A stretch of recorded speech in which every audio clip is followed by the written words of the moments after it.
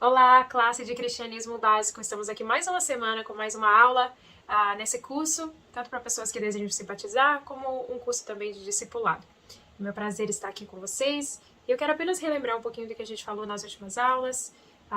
Nós estudamos sobre a importância das escrituras, como precisamos ler, memorizar, meditar, como é o nosso alimento. Deve ser o nosso alimento todos os dias.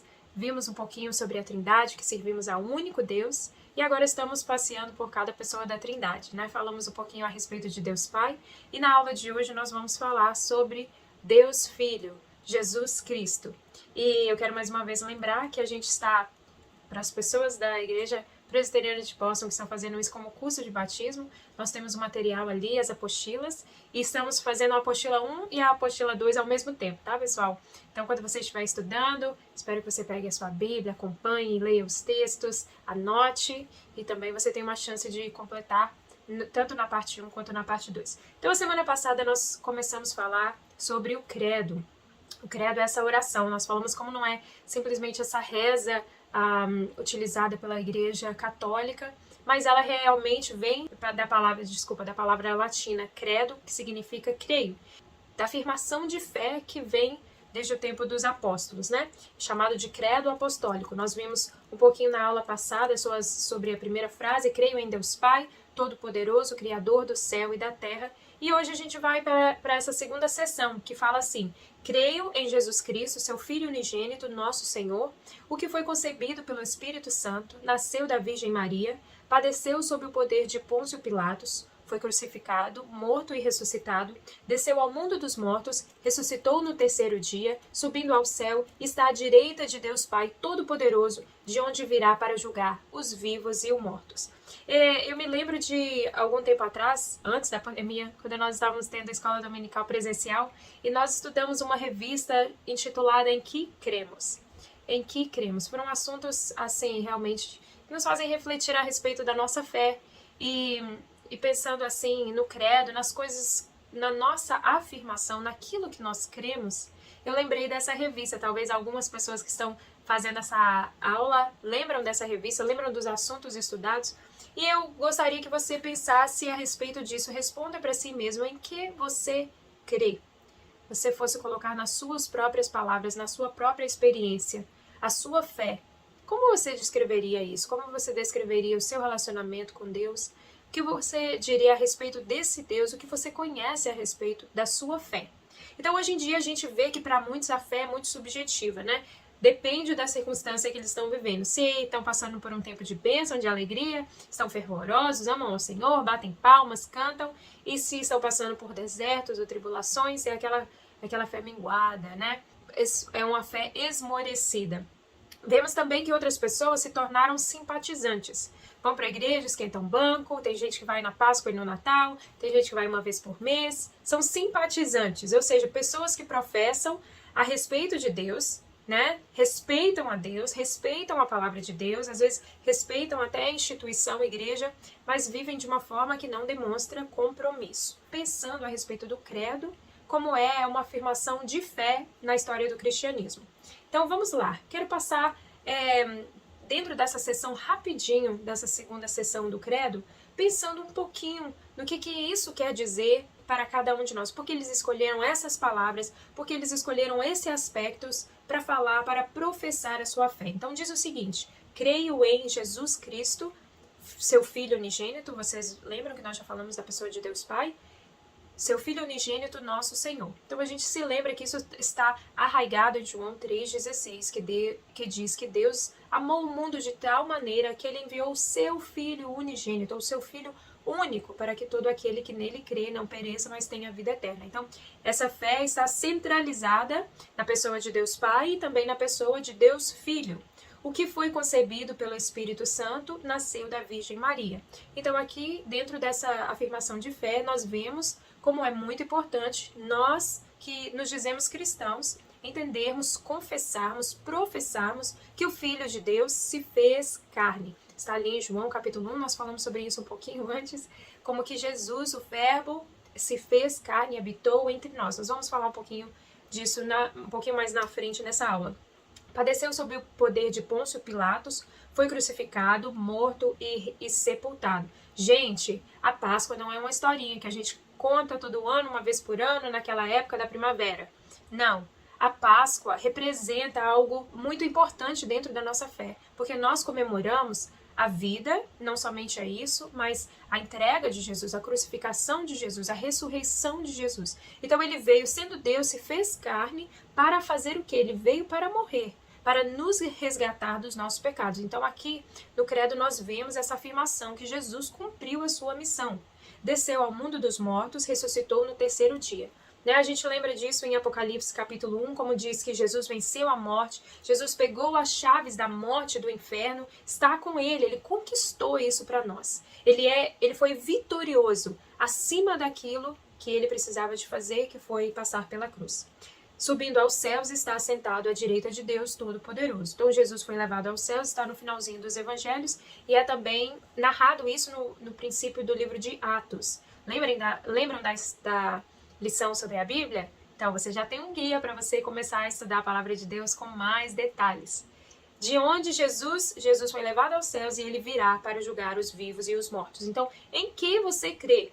A palavra de Deus, os apóstolos, o credo, creem em um Deus que vai voltar. Jesus é aquele que foi à cruz, é aquele que morreu, é aquele que ressuscitou, é aquele que foi levado aos céus, mas um dia ele vai voltar. Voltará como rei, voltará como juiz. E essa foi a sua promessa quando ele subiu aos céus. E a gente vai falar um pouquinho disso com mais detalhes mais na frente. Tá bom? Então, só um pouquinho para vocês mastigarem aí durante a semana. Então, durante essa aula que nós vamos pensar, conhecer um pouquinho mais a pessoa da Trindade chamada Deus Filho Jesus Cristo. O primeiro aspecto que eu quero que você pense quando você está pensando na sua fé, quando você está conhecendo o seu Deus, é que Jesus Cristo sempre foi Deus. Sempre foi Deus. 1 Timóteo 2, 5, 6 diz o seguinte: pois há um só Deus e um só mediador entre Deus e os homens, o homem Cristo Jesus, o qual se entregou a si mesmo como resgate por todos. Este foi o testemunho dado em seu próprio tempo. Essa palavra mediador, o que ela significa? Mediador é o cargo que determinado indivíduo executa como intermediário entre duas partes distintas, que normalmente se opõem. Você vê quando alguém passa por um processo de ir na corte, então ali você vê um advogado de defesa e um advogado de acusação, um promotor. Então aquele advogado, ele representa aquela pessoa. Nesse texto de Timóteo, Paulo está nos lembrando que Deus se fez carne para ser a ponte entre Deus e o homem. Lembra quando nós conversamos a respeito do pecado, como o pecado nos separou de Deus lá no jardim? Jesus veio restaurar esse relacionamento. Por isso que ele precisava de viver sem pecar para dar a sua vida pelo pecador, mesmo ele sendo inocente, e assim ele ser a nossa ponte, a nossa ligação, ou o nosso mediador. Deus prometeu que viria um lá em Gênesis, que esmagaria a cabeça da serpente. Jesus é essa promessa. Uma pessoa, um Deus que se fez carne para realmente restaurar o relacionamento entre Criador e criatura. Então isso só é possível, eu e você temos acesso à pessoa de Deus por causa de Jesus. Ele é a ponte entre nós e Deus. Ele se entregou para nos resgatar.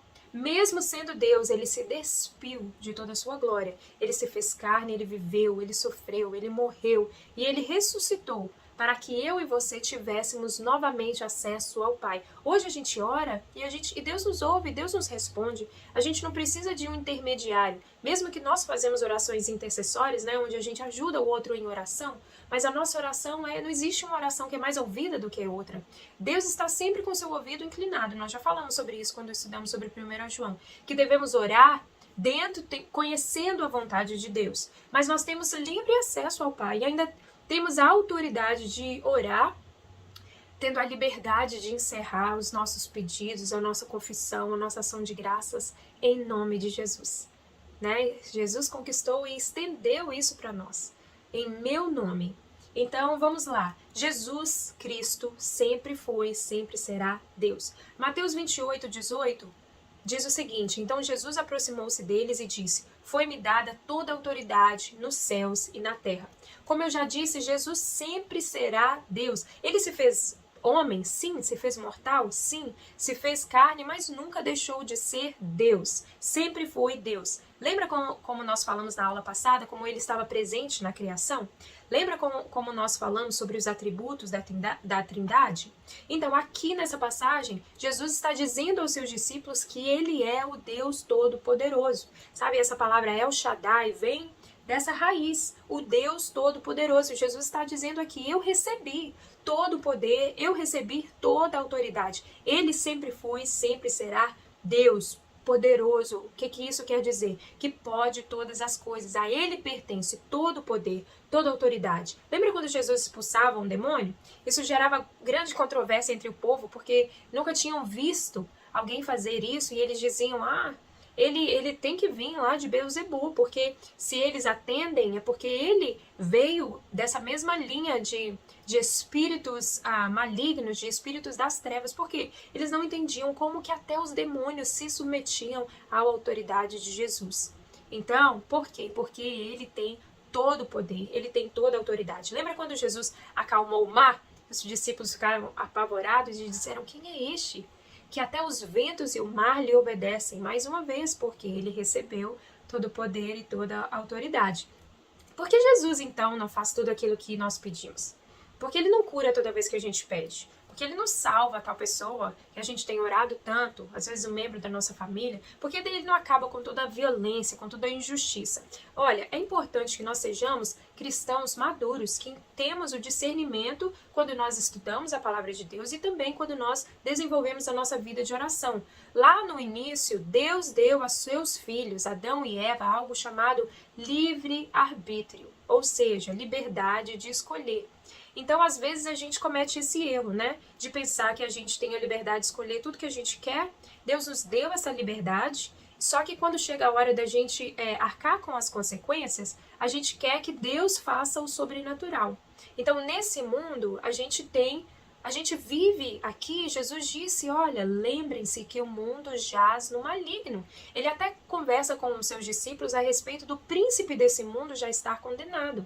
Então, nesse mundo, quem reina não é o Senhor, não ainda, é o príncipe das trevas. Nós aqui nessa terra, nós somos chamados de remanescentes, ou seja, um povo, um pedacinho do povo de Deus no meio do mundo que não conhece a Deus, que despreza a Deus. E é claro que nós sabemos a salvação está sendo oferecida, porque estamos vivendo o tempo da graça. Então precisamos nos lembrar disso. Deus está interagindo conosco? Sim. Deus pode fazer todas as coisas? Sim. Mas nem todas as coisas Deus vai fazer primeiro por causa das nossas escolhas. Nós escolhemos certas coisas e toda ação tem uma consequência. Segundo, por quê? Existe violência no mundo? Porque o mundo jaz no maligno. Porque existe enfermidade? Porque o mundo jaz no maligno. Porque existe iniquidade? Porque os homens fazem escolhas más.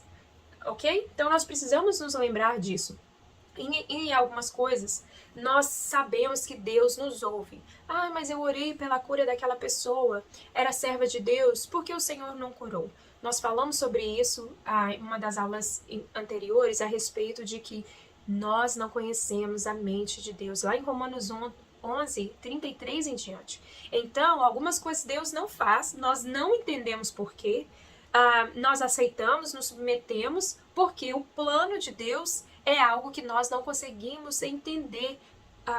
Os pensamentos de Deus são inescrutáveis. Então, são pensamentos muito superiores. Nós temos uma visãozinha assim de formiga, mas isso não pode impedir que nós continuemos a desenvolver a nossa vida de oração, ter fé, sabendo que Deus, Jesus, tem todo o poder, tem toda a autoridade. Muitas vezes Jesus vai dizer sim, muitas vezes Jesus vai dizer não, e muitas vezes Jesus vai dizer espera.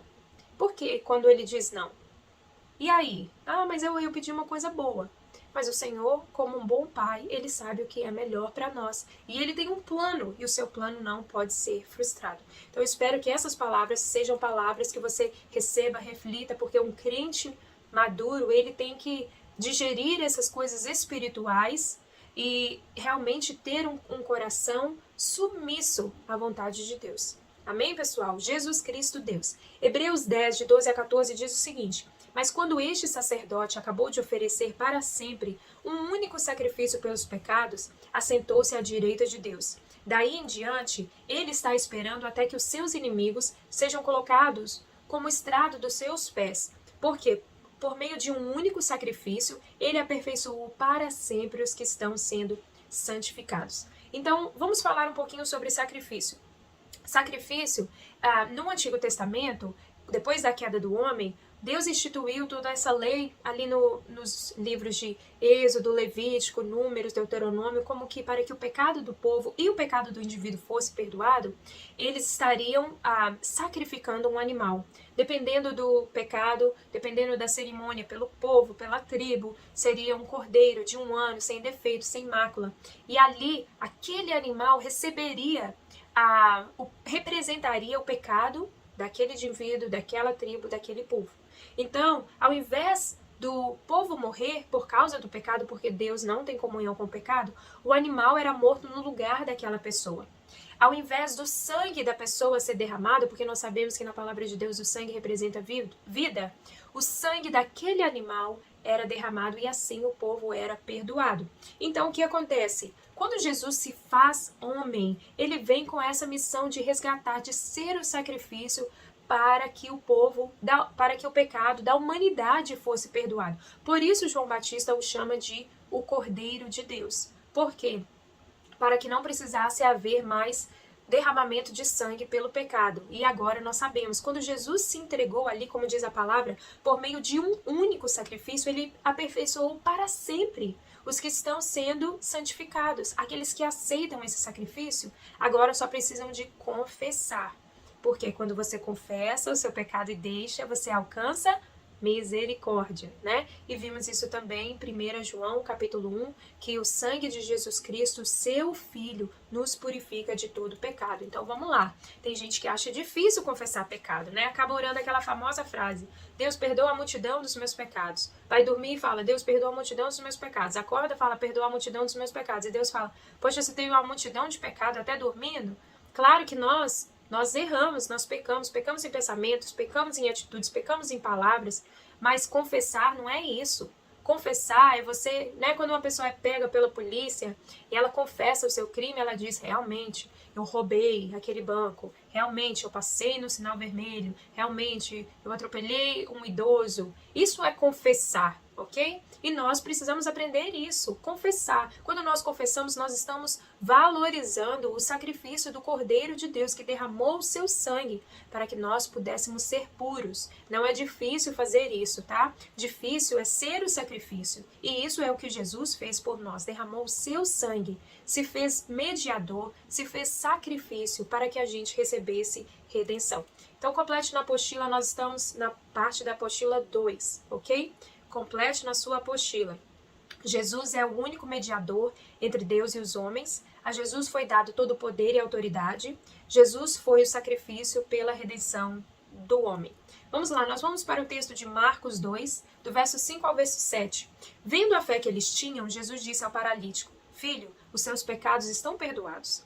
Estavam sentados ali alguns mestres da lei, raciocinando em seu íntimo: por que esse homem fala assim? Estava blasfemando. Quem pode perdoar pecados a não ser somente Deus? Jesus estava fazendo isso de propósito, mesmo que ele soubesse que ia gerar grande controvérsia. Por quê? Porque ele é Deus. Ele tem o poder de perdoar os pecados. Ele tinha o poder quando ele estava aqui e ele continua tendo o poder. É pelo sacrifício de Jesus que nós somos perdoados, tá? A gente vê que foi tão difícil para eles aceitarem essa mensagem. Eles não entendiam que eles estavam ali perante o Filho de Deus. Eles conheciam aquele homem como o filho de um carpinteiro.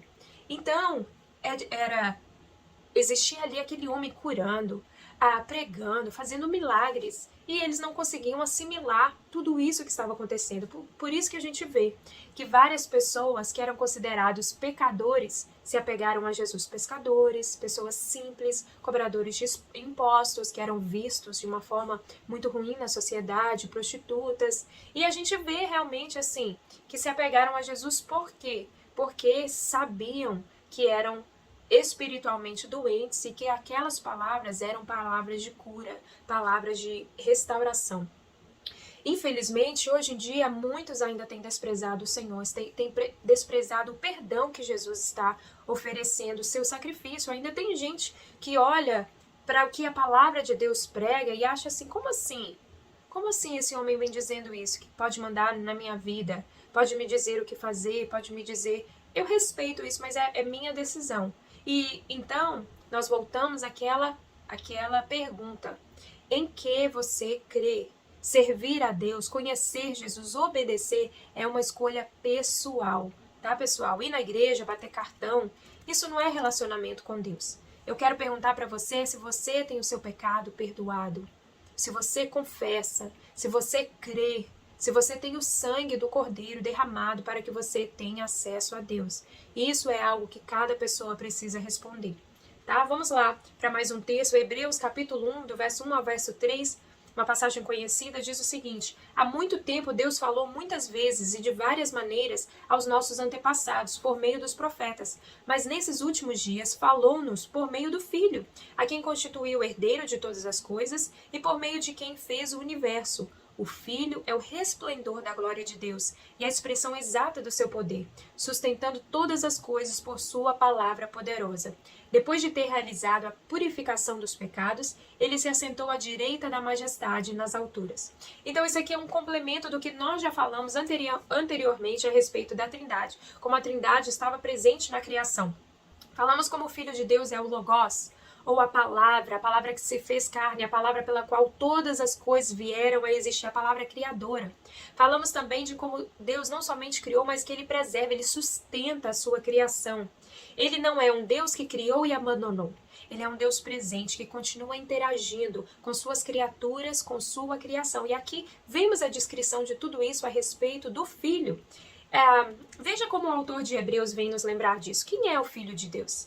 Ele é o Criador de todas as coisas e por meio de quem fez o universo. Quem é o Filho de Deus? Ele é o resplendor da glória de Deus e a expressão exata do seu poder, sustentando todas as coisas por sua palavra poderosa. Né? Existe essa imagem tão forte para a gente. Estamos aqui, vivemos nessa terra. Quem sustenta? Quem que cuida da gravidade? Nós não podemos estar nem um centímetro mais perto do Sol, que nós seríamos fulminados, e nem um centímetro mais longe, que nós morreríamos congelados. Quem que sustenta todo esse planeta que gira ao redor de si mesmo e gira ao redor do Sol? Quem sustenta isso? E vemos aqui que é o Senhor. Quem é o Filho de Deus? Ele é o purificador dos pecados, como nós já falamos. Aquele que está assentado à direita da majestade nas alturas. Entende de onde vem toda essa afirmação presente no credo? Quem é o Filho de Deus? Ele é o Deus eterno, conhecedor de tudo, aquele que estava no começo da criação, que nos resgatou dos nossos pecados e que um dia voltará para nos buscar. A pergunta é, você crê? Pense a respeito disso. Complete na apostila de vocês, ainda estamos na apostila número 2, tá? Nesse pedacinho. Jesus perdoava pecados e Jesus sustenta todas as coisas pela sua palavra. Então vimos como que Jesus Cristo, Deus, sempre foi e sempre será. Agora vamos ver um pouquinho como que Jesus Cristo também 100% homem. João 1,14. Aquele que é a palavra tornou-se carne e viveu entre nós. Vimos a sua glória, glória como do unigênito, vindo do Pai, cheio de graça e de verdade. E um texto para complementar, Hebreus 2, 17 a 18. Por essa razão, era necessário que ele se tornasse semelhante a seus irmãos em todos os aspectos, para se tornar sumo sacerdote misericordioso e fiel com relação a Deus, e fazer propiciação pelos pecados do povo. Porque, tendo em vista o quanto que ele mesmo sofreu, quando tentado, ele é capaz de socorrer aqueles que também estão sendo tentados. Já conversou com uma pessoa, às vezes está passando por um problema de saúde ou familiar, e você conversa com uma pessoa que já passou por isso, e você se sente assim, poxa, eu não estou sozinho. Existe alguém que me entende. Eu posso pegar o conselho dessa pessoa, eu posso pegar a experiência dessa pessoa, eu posso, às vezes, até receber um pouco de consolo, um pouco de esperança. Esse texto fala sobre isso. Uma das coisas mais extraordinárias que pode-se entender, por isso que Paulo fala que para alguns o evangelho, a palavra do evangelho é uma loucura. Como que Deus se fez homem? Uma vez eu ouvi uma comparação e eu nunca me esqueci que falar que Deus se fez homem, Criador se fez criatura, era a mesma coisa que falar para a gente se tornar uma formiga. E eu sei que existem até filmes a respeito disso, né? Eu tenho um Homem-Formiga, super-herói, bacana e tal. Mas eu estou falando de um fato formiga, não ficar um super-herói com superpoderes, mesmo pequenininho, tendo o poder de diminuir ou aumentar. Mas é como se a gente pensasse assim, qual de vocês, qual de nós desejaria ser uma formiga? Um ser tão pequeno que pode ser esmagado apenas com um pisar. Então, eu ouvi essa comparação e sempre me fiquei assim pensando a respeito disso, que é uma coisa muito marcante. Jesus se despiu da sua majestade para se vestir de humanidade. Nunca deixou de ser Deus, mas se tornou um ser humano. Como diz as Escrituras, nascido de mulher. Cada um de nós não nascemos da nossa mãe. Jesus passou por isso, exatamente como nós. Por quê? Somente Deus seria capaz de resgatar a humanidade, de viver sem pecar e de nos restaurar perante Deus. Esse é o porquê, essa é a razão. Somente Deus seria capaz de morrer inocente no lugar de um culpado.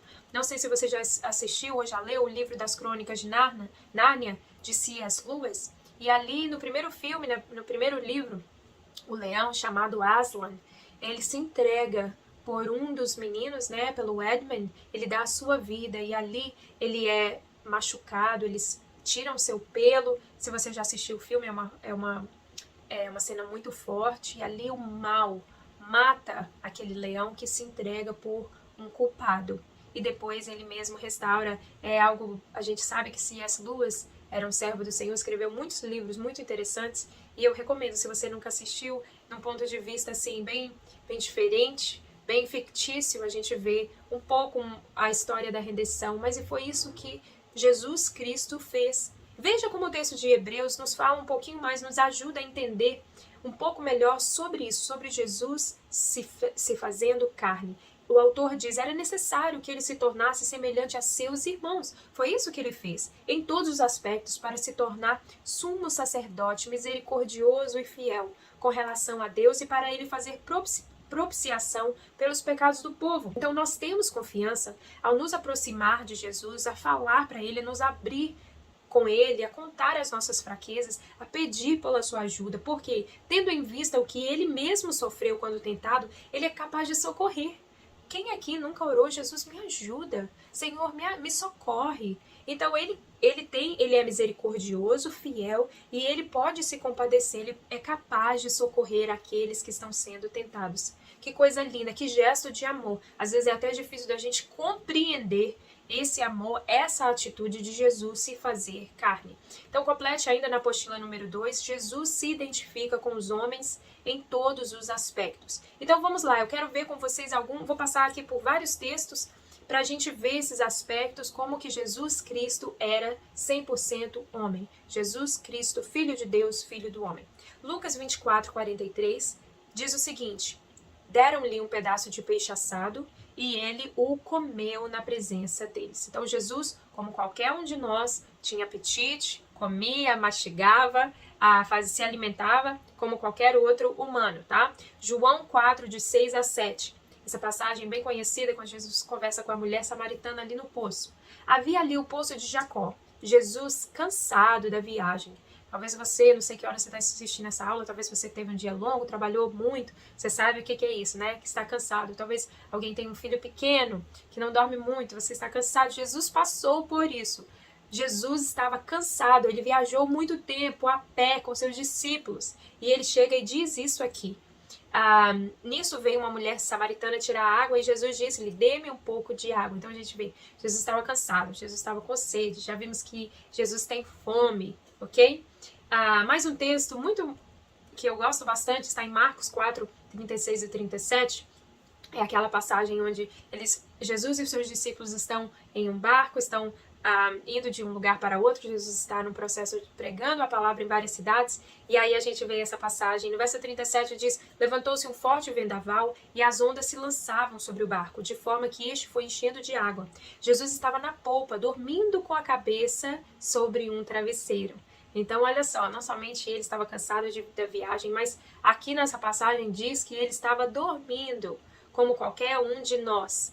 Tá? Todos conhecemos a história do nascimento de Jesus, né? A gente conversa muito sobre isso no Natal. Então sabemos que ele veio ao mundo através de uma mulher, mas não para por aí. tá? Jesus não pula de ser um bebê para ser aquele homem de 30 anos. Ele passou por várias coisas que a gente nem tudo está contado, está narrado na história dos evangelhos. Mas é importante lembrar que como homem, Jesus teve fome, teve sede, se cansou, dormiu, ficou triste, chorou, ficou alegre. Jesus tinha amigos.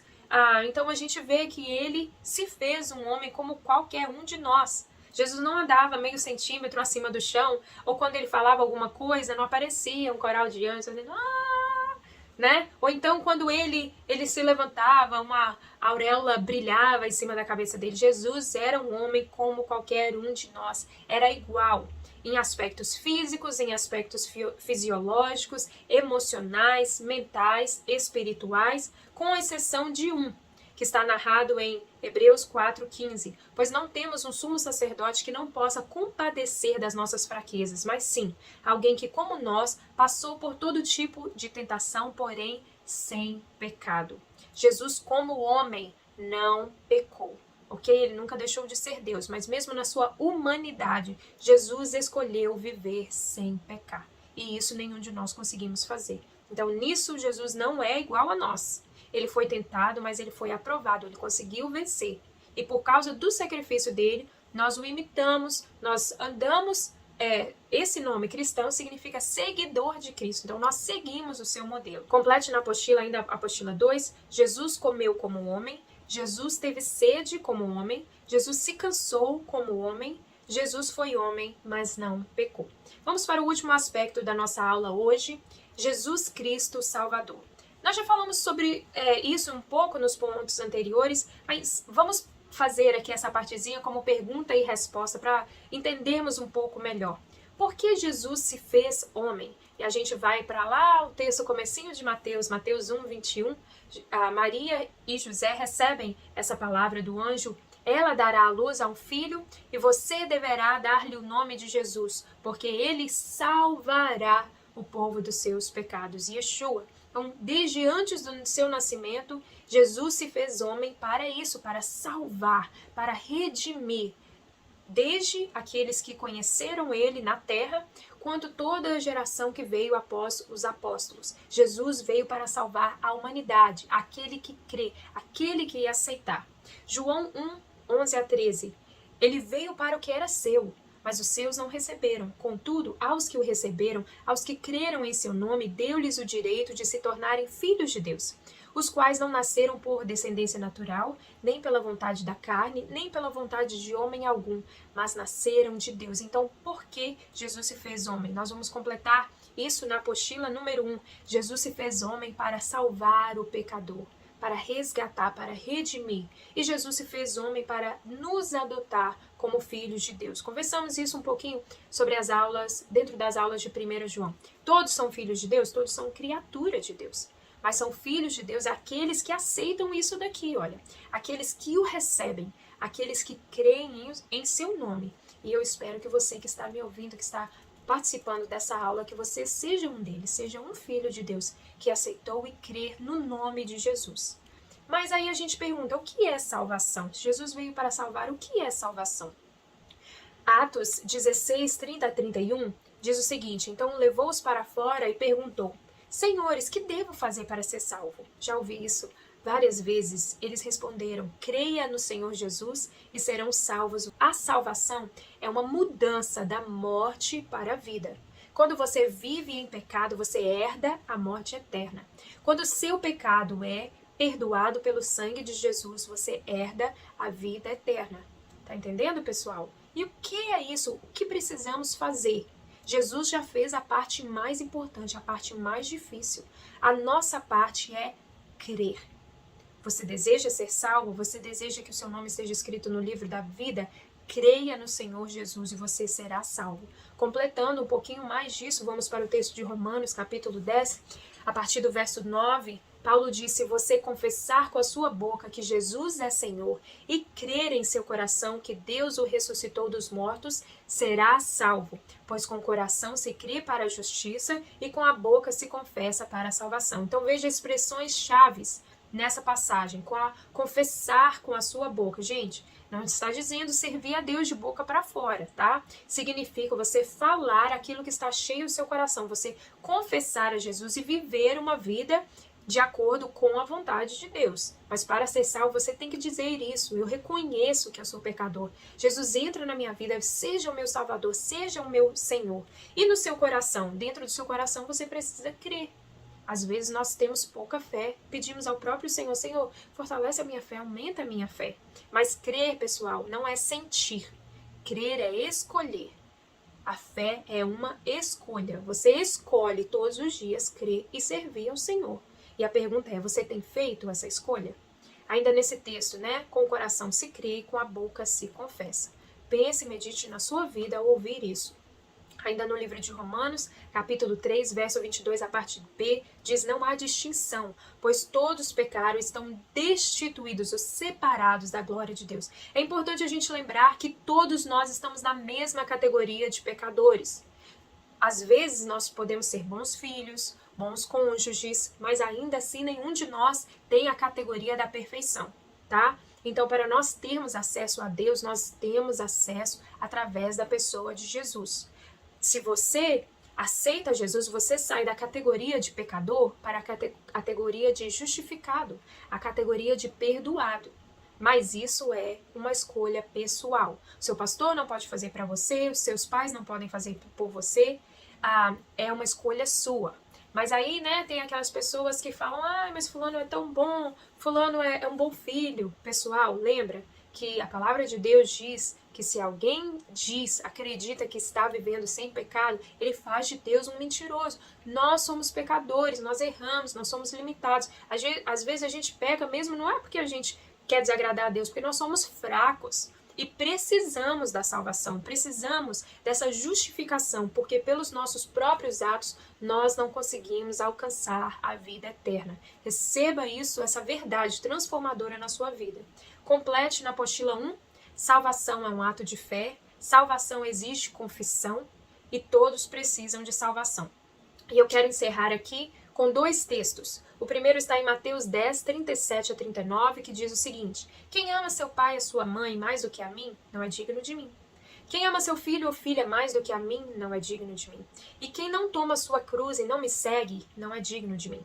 Quem acha a sua vida, a perderá. E quem perde a sua vida por minha causa, a encontrará. O que é salvação? Depois que você aceita Jesus, é você abraçar uma vida de renúncia.